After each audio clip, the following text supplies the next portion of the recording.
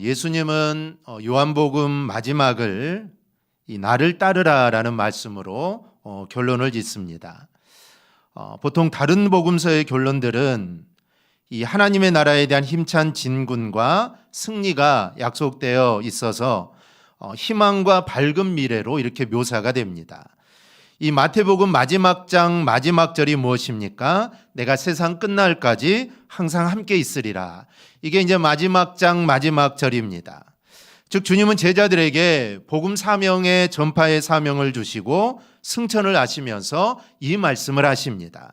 즉 너희가 복음을 전하면서 힘든 일도 있겠지만 수많은 고난과 역경이 있겠지만 힘을 내라는 것이죠. 그 가운데 내가 함께하겠다라는 것입니다. 그러니 제자들에게 그리고 또 우리에게 이 얼마나 힘이 되는 말씀입니까? 그런데 요한복음은 조금 다르다는 것을 우리가 느낄 수 있습니다. 하나님의 나라에 대한 승리나 또 기적을 통한 힘찬 능력과 같은 그런 밝은 면보다는 죽음을 각오한 비장한 면들이 더 강조되고 있습니다. 대표적으로 나를 따르라라는 용어입니다. 이 나를 따르라 여러분 어디에서 많이 들어보셨습니까? 이 영화나 전쟁에서 전쟁 영화는 영화를 보면은 이 소대장이 맨 앞에 서가지고 자기 부하들에게 나를 따르라 하면서 외치는 말이 바로 그런 말입니다. 즉 나를 따라서 너희도 함께 전쟁에 나가자라는 것이죠. 정말 총알이 빗발치는 그 전쟁터에서 죽음을 각오하고 우리가 함께 전쟁터로 진군하자라는 것입니다. 예수님을 따르는 제자의 삶도 마찬가지입니다. 예수님을 따르는 삶은 정말 전쟁터와 같이 생명을 보장할 수 없는 삶입니다. 여러분 베드로가 왜 고기를 잡으러 갈릴리로 갔을까요? 여러 가지 이유가 있지만 중요한 것은 주님을 따른다는 것은 곧 죽음을 의미하기 때문에 고민 속에 갈릴리를 택하여 내려간 것입니다. 고향이기도 하고 많은 사람도 많을 것이고 먹을 것도 있고 그러니 거기 가서 좀 생각해 보겠다는 것이죠. 이 죽는 일은 결정하는 것은 쉬운 일이 아닙니다. 그래서 갈릴리로 간 것입니다. 때문에 주님을 따른다는 것은 전쟁터 이상으로 힘든 전쟁을 치르는 겁니다. 사실 세상의 전쟁은 이 목숨만 관련되어 있지만 이 주님을 따르는 일은 영적인 문제와 함께 육신조차 죽음에 던져질 수 있기 때문입니다. 이렇듯 요한복음의 마지막 마무리를 함에 있어서 제자들에게 비장한 각오를 갖게 하고 있습니다. 그런데 예수님은 왜 요한복음 마지막에서 제자들에게 나를 따르라고 말씀을 하실까요? 사실 이미 제자들은 주님을 따르는 자들입니다. 3년 동안 주님을 따랐죠. 그런데 이미 3년 동안 따라다닌 사람인데 오늘 주님은 나를 따르라고 합니다. 그리고 주님을 따랐기 때문에 그들은 주님의 제자가 된 것입니다. 만약에 주님을 따르지 않았다면 제자가 되지 않았겠죠. 그러니 이들은 모두 다 주님을 따르는 자들입니다. 특히 베드로, 그는 주님이 앞장서서 주님을 따르는 자입니다. 그런데도 이제 승천을 앞두고 제자들을 찾아와서 주님은 직접 나를 따르라라고 재차 그들에게 강조를 하십니다. 주님이 이렇게 말하시는 이유가 있습니다. 왜냐하면 예수님이 죽으시고 그리고 부활하신 이후의 상황이 이전과는 판이하게 다르기 때문입니다. 제자들의 마음 상태도 다르죠. 그래서 그들이 갈릴리로 고기를 잡으러 간 것입니다. 이 사건은 사실 다른 복음서에는 나오지 않습니다. 오직 요한복음에서만 이 제자들의 심리적인 상태를 아주 잘 보여주는 말씀입니다. 이 갈릴리로 고기를 잡으러 간 제자들은 과거의 직업이 모두 다 고기잡이가 아니었습니다. 그렇다고 취미 삼아 낚시하러 간 것도 아니죠. 그렇다고 이들이 물질의 마음을 빼앗겨서 돈을 벌려고 고기를 잡으러 간 것도 아닙니다. 이 부활의 주님을 만난 이후 제자들은 자신의 삶에 대하여 정리가 되었습니다. 예수님의 제자는 예수님처럼 죽어야 한다라는 것을 깨달은 것이죠. 그전에는 그런 생각들이 없었습니다. 그냥 주님 말 잘 따르면 부귀영화를 누리면서 예수님이 왕이 되면 그 옆에서 장관을 하면서 그렇게 지낼 줄 알았는데 예수님이 죽으시고 난 후에는 우리가 주님을 따르는 것은 죽음을 각오해야 되는 것이다 라는 것을 그제서야 깨닫게 됩니다. 그동안 예수님께서는 수도 없이 죽음, 희생에 대해 말씀하십니다. 인자가 온 것은 섬김을 받으려 함이 아니라 도리어 섬기려 하고 자기 목숨을 많은 사람들의 대속물로 주려 함이라. 즉 주님이 이 땅에 오신 이유는 죽기 위해 오셨다는 겁니다.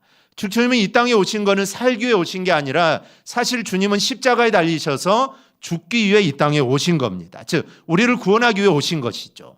또 주님은 한 알의 밀이 땅에 떨어져 죽지 아니하면 그대로 있고 죽으면 많은 열매를 맺는다라고 합니다. 이 말씀도 예수님 자신을 가리켜 하신 말씀입니다. 즉 자기가 밀알이라는 것이죠. 그리고 자신이 죽어야 많은 사람들이 구원을 받는다는 겁니다. 즉 성경을 통해 여러 차례 반복해서 말씀하셨지만 사실 제자들은 그전에는 이 말이 무슨 뜻인가 이해하지를 못했습니다. 그런데 이제 부활하신 주님을 두 눈으로 본 제자들은 이제 자신의 삶, 즉 주님을 따르는 삶은 이제 죽는 삶이라는 것을 이제 깨닫게 된 것이죠.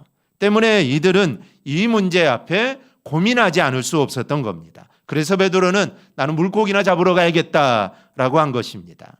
주님께서 베드로를 부르신 그 상황으로 돌아가서 사람을 낚는 그 일, 즉 주님이 자신을 부를 때 내가 너를 사람을 낚는 어부가 되게 하겠다 했는데 그 일, 그리고 많은 사람을 낚기 위하여 희생해야만 하는 그 일, 그리고 내가 한 알의 밀알로 썩어 죽어야 하는 그 일을 할 수 있는지를 생각하기 위해서 갈릴리로 가서 그들은 고민하는 것입니다.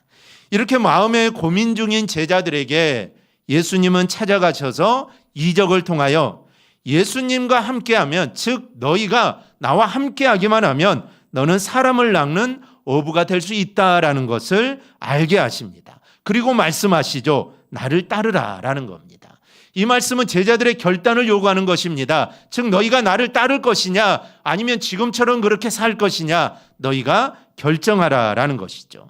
예수님께서 제자들에게 나를 따르라고 요구하시는 것은 제자들에게만 말씀하시는 것이 아니라 오늘 우리에게도 동일하게 주시는 메시지입니다.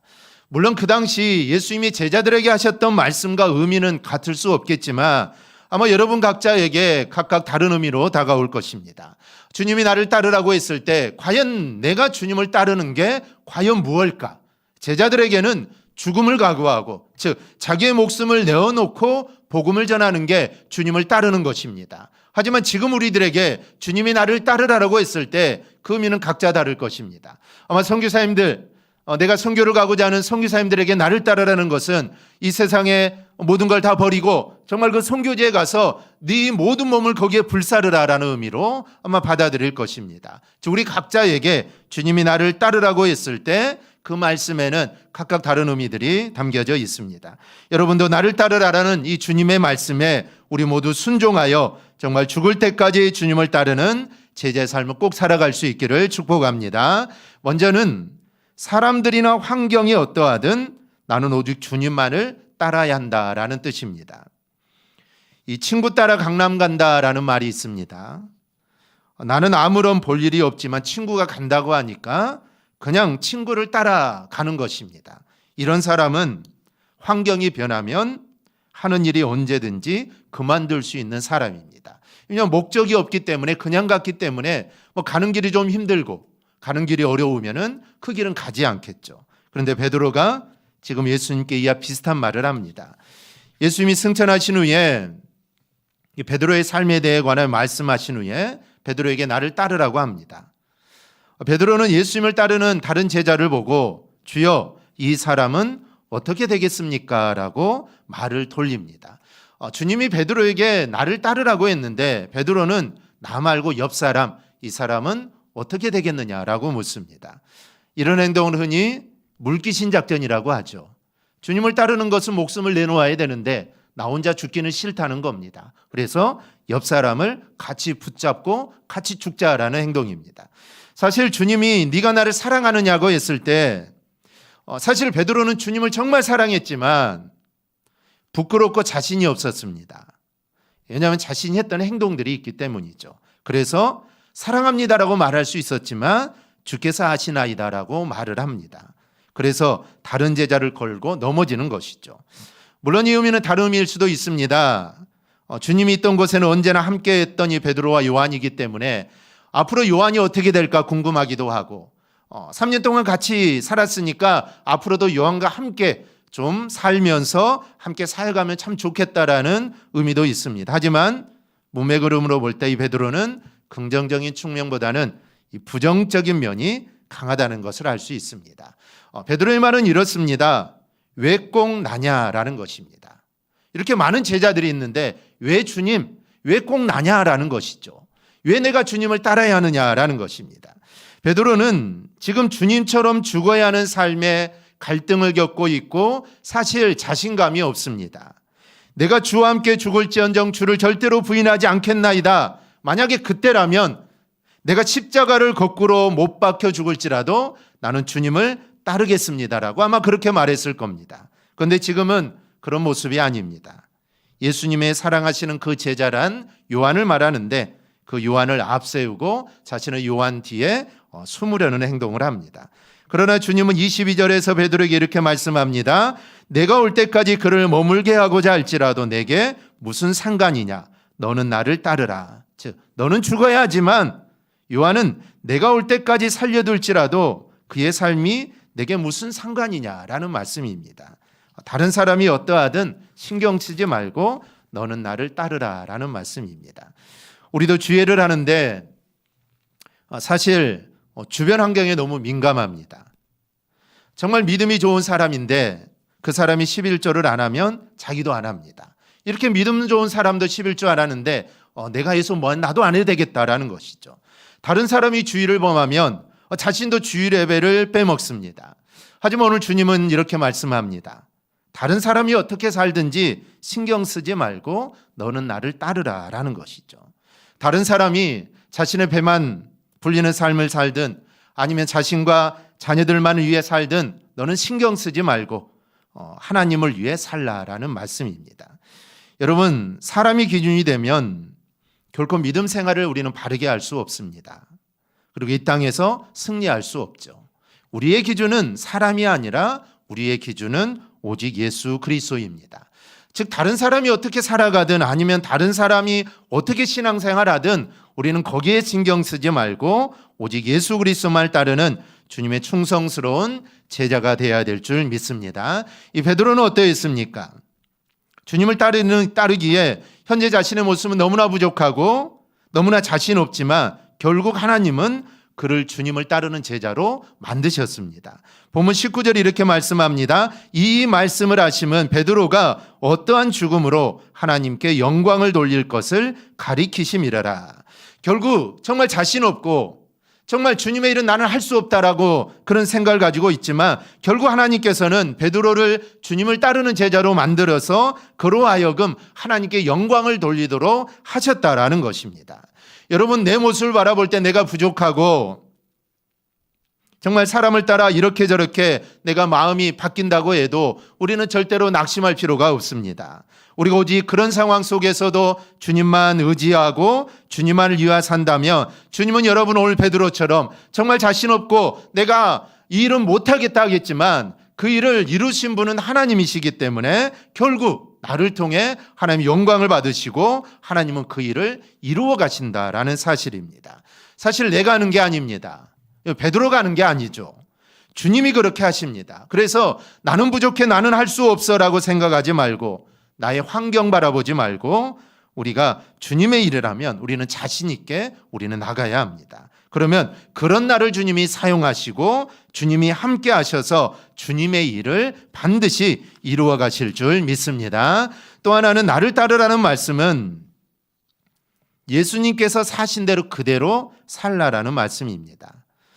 예수님께서 사신 대로 산다라는 것은 말 그대로 예수님이 행동하신 대로 예수님께서 섬기고 희생하는 대로 사는 것과 또 예수님이 공생애 동안 가르치신 대로 사는 이 두 가지 의미가 있습니다. 하나는 공생애 동안 가르친 말씀대로 사는 것입니다. 그러기 위해서는 우리가 예수님이 하신 말씀들을 잘 살펴봐야 합니다. 양은 주인의 음성을 듣고 따라갑니다. 다른 주인이 아무리 불러도 양은 따라가지 않습니다. 양은 자신 주인의 목소리를 기억하고 자신의 주인이 부를 때 그 양은 따릅니다. 마찬가지로 주님께서 말씀하셨던 것을 우리가 기억하며 그 말씀대로 살아가는 성도가 되어야 합니다. 말씀을 듣는다는 것은 단순히 성경을 읽거나 또 말씀을 듣는 수동적인 것을 넘어서 그 말씀대로 순종하는 것을 의미합니다. 이 마태복음 5장, 6장, 7장의 산상수훈 말씀, 그리고 그 외에 예수님이 말씀하셨던 그 말씀들, 그 모든 말씀들은 모두 다 우리에게 주신 말씀들입니다. 그래서 우리는 그 말씀을 기억해야 된다는 것이죠. 기억하고 그 말씀에 순종하며 사는 것이 곧 그리스도를 따르는 삶이다라고 할 수가 있습니다. 이 본문 24절은 요한이 기록한 요한복음에 관해 이렇게 말씀합니다. 이 일들을 증언하고 이 일들을 기록한 제자가 이 사람이라. 우리는 그의 증언이 참된 줄 아노라. 요한 사도는 당시 초대교회 성도들을 위해 하나님의 나라를 증거했고 또 믿음의 후손들을 위하여 예수님의 사역들을 기록한 것입니다.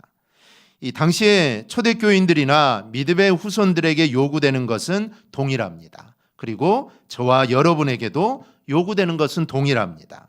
예수님께서 살아생전에 말씀하신 메시지, 그리고 그 메시지를 기록한 말씀을 믿고 온전히 순종하며 사는 것, 이게 바로 오늘 주님이 말씀하시는 것이고 오늘 우리에게 요구하시는 겁니다. 이것이 바로 주님을 따르는 삶입니다. 또 하나는 죽음이라도 두려워하지 않고 희생하고 섬기며 살라라는 말씀입니다. 사람은 말하는 것과 행동하는 것이 다릅니다. 그래서 정말 훌륭한 지도자라고 할지라도 그 말과 행동이 다른 것으로 인해 우리가 실망할 때가 많습니다. 소수의 사람이 그런 게 아니라 대부분 그렇습니다. 우리는 그런 모습을 인사청문회를 할 때 보게 됩니다. 정말 깨끗한 사람이 한 사람도 없다라는 것을 우리가 느끼게 되죠.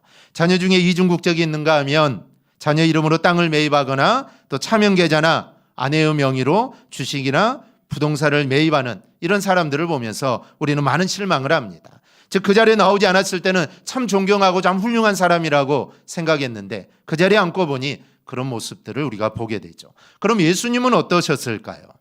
예수님은 말씀하신 것과 행동하신 것이 일치하셨습니다. 이 공생애 3년 동안 주님이 가르치시는 것은 희생하고 섬기라는 것이죠.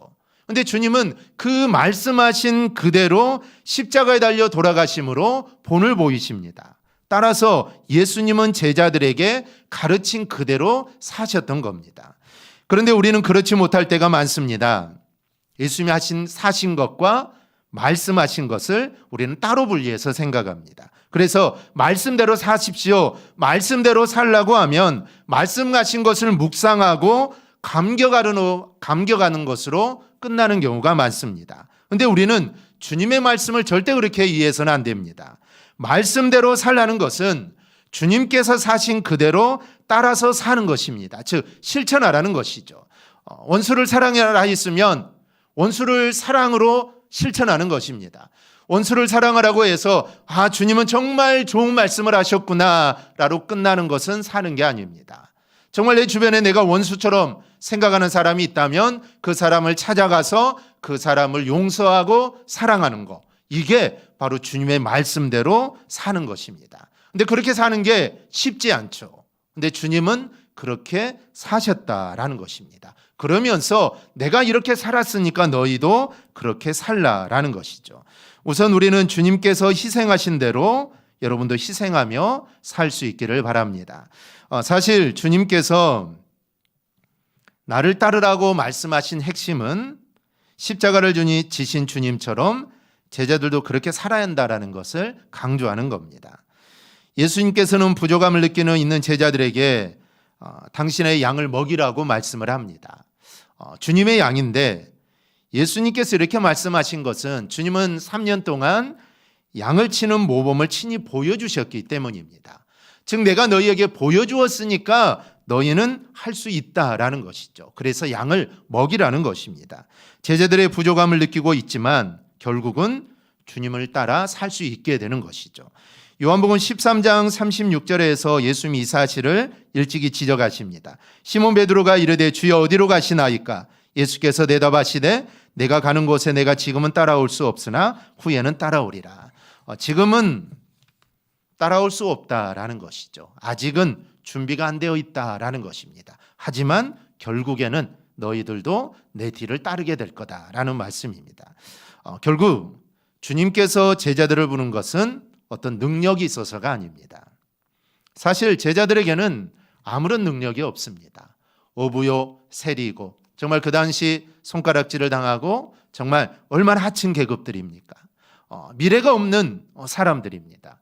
그러니 사실 그들에게는 아무런 능력도 없습니다.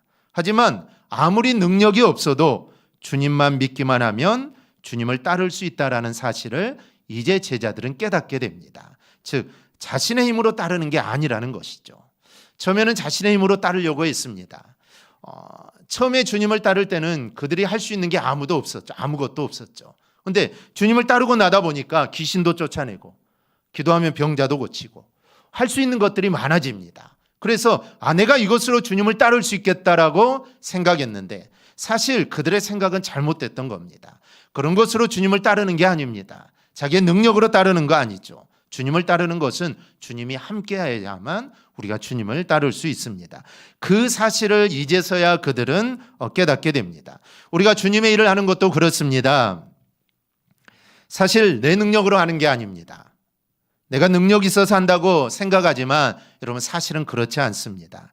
주님이 능력을 주셨기에 우리가 하는 것입니다. 그 힘으로 하는 것이죠. 우리가 예배드리고 아니면 새벽마다 주의 날에 나와서 기도하고 우리가 내 힘으로 어떻게 할 수 있겠습니까? 주님이 힘을 주시고 주님이 깨워주시고 주님이 나에게 건강을 주시기에 우리가 그 일을 하는 것입니다. 그렇기 때문에 주님의 일은 내가 하는 것이 아니라 주님이 힘을 주셔서 우리가 하는 것입니다. 여러분 이 사실을 깨달을 수 있기를 바랍니다. 그리고 여러분 충성할 수 있기를 바랍니다. 또 하나는 주님께서 섬긴 대로 여러분도 섬기며 살아갈 수 있기를 바랍니다. 주님을 따르는 것 중에 하나가 섬기는 겁니다. 예수님은 십자가를 지시기 전에 제자들 다 모아놓고 발을 닦아주시며 섬김의 참된 모습을 보여주십니다. 사람이 사람을 섬기는 것 사실 쉬운 일이 아닙니다. 돈을 벌기 위해 아니면 권력과 힘 때문에 아니면 서열 때문에 어쩔 수 없이 섬기는 것은 이거는 진정한 섬김이 아닙니다. 주님은 섬김을 얼마나 기뻐하는지 모릅니다. 요한복음 12장 26절에 이렇게 말씀합니다. 사람이 나를 섬기려면 나를 따르라. 나 있는 곳에 나를 섬기는 자도 거기 있으리니 사람이 나를 섬기면 내 아버지께서 그를 귀히 여기시리라. 즉 섬기고 그것을 하나님은 정말 귀하게 여기신다라는 것이죠. 주님을 따른다는 것이 무엇입니까? 방금 말씀을 빌어 말씀드리면 주님을 섬기는 것이 바로 주님을 따르는 자다라는 겁니다. 그런데 주님을 따르는 자는 고난도 함께 받게 된다라고 했습니다. 하지만 그 후에는 장차 주님과 함께 거하며 하나님 아버지의 사랑을 받는다라는 사실입니다. 고난은 잠깐이라는 것이죠. 그 후에 하나님의 사랑이 기다리고 있다라는 겁니다. 요한 사도는 요한복음의 복음서로서의 결론을 20장 30절 31절에서 이미 요한복음의 결론을 내렸습니다. 그런데도 21장 한 장을 더 씁니다. 거기에는 이유가 있습니다. 20장의 결론은 관심은 세상의 구원에 있습니다. 너희로 믿고 생명을 얻게 하려 함이라. 이게 요한복음의 결론이죠. 그런데 21장의 결론은 따로 있습니다. 관심을 세상의 구원에 있는 게 아니라 세상을 구원할 제자들에게 관심을 둡니다. 베드로와 다른 제자들의 심리 상태를 드러내어 예수님께 다시 부름받을 수 있게 해주었다라는 것이죠. 사실 지금 예수님의 제자들의 모습이 우리들의 모습일 수 있습니다. 우리가 낙심되어 있고 아니면 우리가 정말 신앙생활을 하다가 좌절되어 있고 그럴 때 우리 주님이 오늘 제자들을 부르셨듯이 그런 상황에 있는 우리들을 주님이 부르셔서 다시 사명을 주시고 우리를 불러 우리를 일으켜 주신다는 것이죠. 그는 내 힘으로 할 수 있는 게 아닙니다. 주님이 오셔서 나를 불러주시고 나에게 힘을 주실 때 내가 다시 힘을 얻어 그 일을 하게 된다라는 것이죠. 여러분 요한 사도가 이렇게 세밀하게 제자들의 심리적 갈등, 고민을 기술하는 것이나 그런 제자들을 불러서 결국에는 하나님의 나라의 증인으로 헌신하고 또 순교하였다고 기록한 것은 우리에게 큰 도전과 힘이 됩니다. 하나님께 감당할 수 없는 은혜를 입어서 우리가 헌신을 해야겠는데 정말 우리가 자신 없는 분들이 있습니다. 나는 못하겠다. 나는 할 수 없어.